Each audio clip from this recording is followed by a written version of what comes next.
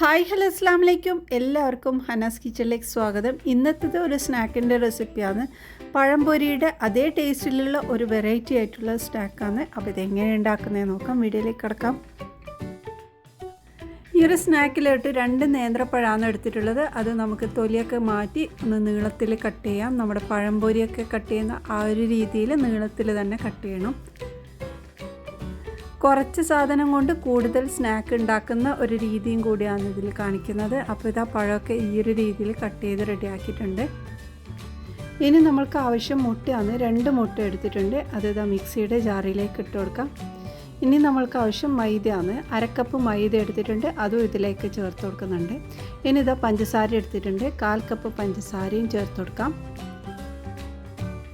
ഇനി നമ്മളിതിൽ ചേർക്കുന്നത് 1/2 ടീസ്പൂൺ ഏലക്കപ്പൊടിയും 1/4 കപ്പോളം പാലും ഒഴിച്ചു കൊടുക്കാം. പിന്നെ നമ്മൾ ബേക്കിംഗ് പൗഡറാണ് ചേർക്കുന്നത്. 1/2 ടീസ്പൂൺ ബേക്കിംഗ് പൗഡറും പിന്നെ പഴത്തിൻ്റെ ആ ഒരു സ്മെല്ല് കിട്ടാൻ വേണ്ടി 2 പീസോളം പഴവും ചേർത്ത് കൊടുക്കുന്നുണ്ട്, നമ്മൾ നേന്ത്രപ്പഴം.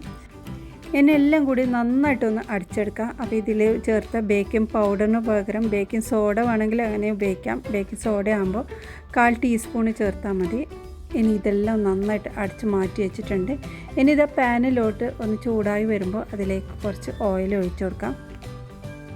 ഇനി നമ്മൾ അടിച്ചു വെച്ച എല്ലാ മിക്സും ഇതിലേക്ക് ഒഴിച്ചു കൊടുക്കാം. അതുപോലെ തന്നെ നിങ്ങൾക്ക് എൻ്റെ ചാനൽ ഇഷ്ടമാണെന്നുണ്ടെങ്കിൽ ഇതുപോലുള്ള വെറൈറ്റി റെസിപ്പിക്ക് വേണ്ടി ചാനൽ സബ്സ്ക്രൈബ് ചെയ്ത് ഫോളോ ചെയ്യണേ. അപ്പോൾ ഇതാ നമ്മുടെ ഈ ഒരു പഴം നമ്മൾ കട്ട് ചെയ്ത് വെച്ച പഴം ഇത് മുഴുവനും ഇതിലേക്ക് ഇട്ട് കൊടുക്കാം കേട്ടോ. അതുപോലെ നീളത്തിൽ തന്നെ ഇട്ട് കൊടുക്കണം.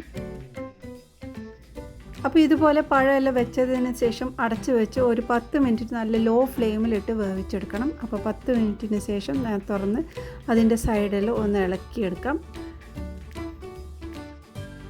ഇനി വേറൊരു പ്ലേറ്റ് ഇതിൻ്റെ മുകളിലോട്ട് വെച്ച് ആ ഒരു പാത്രത്തിലേക്ക് കമഴ്ത്തിയിട്ട് നമ്മൾക്ക് ഈ ഒരു പാനിലേക്ക് തന്നെ തിരിച്ചിട്ട് കൊടുക്കാം. അപ്പോൾ ആ ഒരു ഭാഗം നല്ലൊരു ഗോൾഡൻ കളറാവുന്നവരെ നമുക്ക് വേവിച്ചെടുക്കണം. അപ്പോൾ നല്ലൊരു സ്മെല്ലും നല്ല ടേസ്റ്റാണ് കേട്ടോ അത്. അപ്പോൾ ഈ ഒരു രീതിയിൽ ഉണ്ടാക്കി നോക്ക്.